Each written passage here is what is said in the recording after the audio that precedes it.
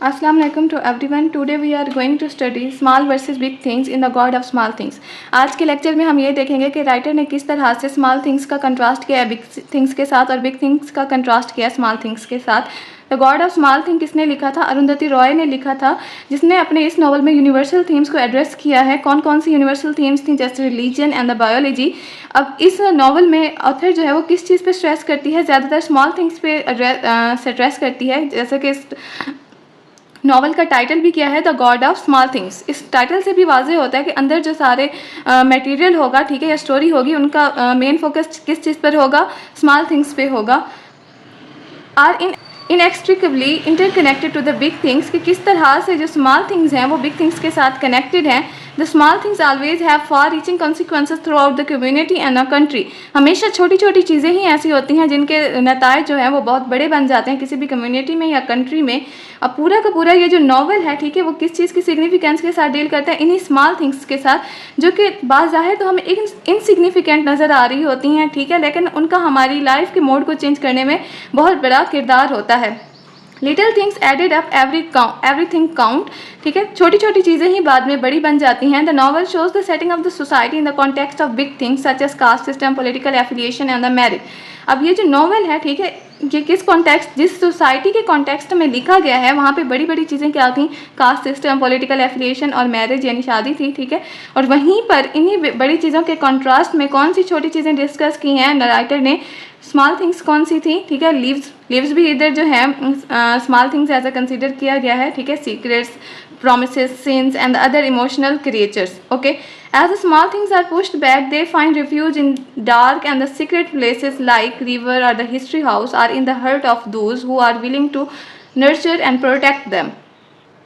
इन्हीं छोटी छोटी चीज़ों की वजह से जब जो कैरेक्टर्स हैं वो इमोशनली तौर पर डिस्टर्ब होते थे, जब वो यही छोटी चीज़ें उनको हिट बैक करती थी, पुश्ड बैक करती थी, तो वो रिफ्यूज किस चीज़ में लेते थे? पनाह किस चीज़ में लेते थे? Secret places. अब सीक्रेट प्लेसेस कौन कौन सी थी? रिवर्स, जैसे कि राहिल और एस्ता जो हैं वो कहाँ चले जाते हैं? रिवर में जो है वो दरिया पर चले जाते हैं और फिर वहीं पर उनका जो है उनकी बोट जो उलट जाती है और सोफ़ी मॉल की डेथ हो जाती है। और द हिस्ट्री हाउस वो जगह है जहाँ पर वेलूथा और अमू आपस में मिलते रहे थे, and they have the secret with each other or in the heart of those who are willing to nurture and protect them, या फिर एक दूसरे के दिलों में जो कि उनको अपने दिल में रखना चाहते हैं, उनकी हिफाजत करना चाहते हैं, जैसा कि वेलूथा और अमू एक दूसरे के हर्ट में रहते थे।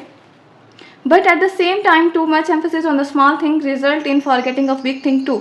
लेकिन जहाँ पर इतना ज़्यादा एम्फेसिस इन छोटी छोटी चीज़ों पर किया जाए, ठीक है, वहाँ पर इंसान बड़ी बड़ी चीज़ें भूल जाता है। For example, Ammu takes refuge in Velutha's company in the search of small things. इन्हीं छोटी छोटी चीज़ों की यानी लव, प्रॉमिस और इमोशंस की तलाश में अमू जो है वो कहाँ किस में रिफ्यूज लेती है? वेलूथा की कंपनी में अपना रिफ्यूज तलाश करती है, लेकिन वो फिर छोटी चीज़ों को निगलेक्ट कर देती है, ठीक है, छोटी छोटी चीज़ें बड़ी चीज़ों को निगलेक्ट कर देती है। But in doing so she forget the big things that are untouchable, ठीक है। अब बड़ी चीज़ को क्या निगलेक्ट कर देती है कि वेलूथा जो है वो अनटचेबल था, जैसे कि पहले ही बता दिया गया है। जिस सोसाइटी के कॉन्टेक्स्ट में ये नावल लिखा गया है, वहाँ पर बिग थिंग्स क्या थी? कास्ट सिस्टम था, ठीक है, पॉलिटिकल एफिलिएशन और मैरिज। और जिस कास्ट सिस्टम से वेलूथा बिलोंग करता था वो कौन सी कास्ट सिस्टम थी? अनटचेबल थी। Beside Roy emphasis that we must not forget the presence of small things around us, we are not alone, ठीक है। अब रॉय ने किस चीज़ पर फोकस किया है? रॉय ने ये कहा है कि हमें अपने इर्द गिर्द स्मॉल चीज़ों को भी नहीं भूलना चाहिए और स्मॉल चीज़ों पर ज़्यादा फोकस करके हमें बिग चीज़ों को भी इग्नोर नहीं करना चाहिए। और रॉय ने यह भी कहा है कि यही छोटी छोटी चीज़ें होती हैं जो कि बच्चों के दिमाग पर गहरे असर डालती हैं। For example, Amu said Rahil that she loved her little letter. Amu ने एक दफ़ा जो है वो राहिल को कह दिया था कि वो उससे बाद में प्यार किया था, यानी थोड़ा कम प्यार करती है। This was a quite small thing, जो कि एक छोटी सी बात थी। That was a quite small thing but snatched away the peace of mind of child in her later life. लेकिन इसी की वजह से जो राहिल है उस दिमागी तौर पर वो जो थी वो पुरसुकून नहीं थी। The world they lived in was a world of the small things, a world of impossibilities and the impossibilities. तो हम यहाँ पर ये वाली कोटेशन भी ऐड कर सकते हैं कि वो जिस वर्ल्ड में रहते थे वहाँ पर सारी की सारी स्मॉल चीज़ पर ही फोकस किया गया था, ठीक है। ऐसी दुनिया जहाँ पर पॉसिबिलिटीज़ और इम्पॉसिबिलिटीज़ थी। स्मॉल थिंग्स की एक और मिसाल किस तरह से दी गई है? Estha become quiet and the silent forever was the small thing in the result of a big thing. Estha जो है वो अपनी पूरी ज़िंदगी जो है वो बिल्कुल खामोश रहने लगा था, ठीक है, जो कि एक छोटी सी चीज़ थी बड़े जो है वो कॉन्सिक्वेंसेस के रिजल्ट में, ठीक है। एस्था के साथ बड़ी चीज़ क्या होती है? Similarly, at another place, when Esther became quiet and the silent forever was a small thing in result of a big thing. जैसे कि हमने समरी में डिस्कस किया था, Estha got molested by a man, जो कि एक बहुत बड़ी बात थी, जिसके नतीजे में एस्था जो है वो अपनी through out the life silent और क्वाइट हो जाती है, जो कि एक छोटी सी बात थी इतना बड़ी सी बात के कॉन्सिक्वेंसेज में। The entire life of the Rahel and Estha was clouded and eclipsed by those small things which become big things with the passage of time. अब राहिल और एस्था की पूरी ज़िंदगी इन छोटी छोटी चीज़ों से जो है वो भरी पड़ी थी, जो कि बाद में बड़ी चीज़ें बन गई थी वक्त गुजरने के साथ साथ। The onset of twins was actually a small thing. The twins made love not out of passion but out of the hideous grief. अब ट्विंस का आपस में जो वो रिलेशन था, at the end of the novel they do sex, that was a small thing as they use their body not for the love but out of the hideous grief. They could not express their grief by any way else so that they use their bodies to do so. वो अपना grief किसी और तरीके से share नहीं कर सकते थे, इसलिए उन्होंने अपनी बॉडीज़ को यूज़ किया ये सब करने के लिए।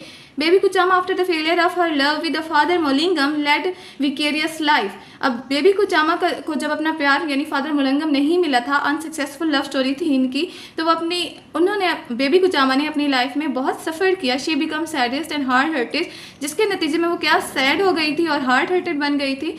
Hair also a small thing gave rise to a big thing, जिसकी वजह से छोटी छोटी चीज़ें ही बड़ी जो है वक्त गुजारने के साथ साथ बड़ी बन गई। Hence the importance of the small things can not be denied anywhere life, ठीक है, इसलिए छोटी चीज़ों की अहमियत को हम बिल्कुल इग्नोर नहीं कर सकते।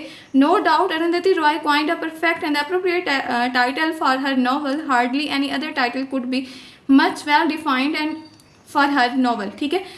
अरुंधति रॉय ने अपने वर्क के लिए बिल्कुल परफेक्ट जो है वो नाम चूज़ किया है। कोई दूसरा नाम इस नावल को इतना अच्छे से डिफाइन नहीं कर सकता जितना कि the God of small things, क्योंकि थ्रू आउट द नॉवल जो है वो स्मॉल थिंग्स पर ज़्यादा फोकस किया गया है, जिनके कॉन्सिक्वेंसेस जो थे वो बड़े थे। She gives us the Freudian concept in a matchless way that when the feeling are continuously suppressed they begin to control one's personality.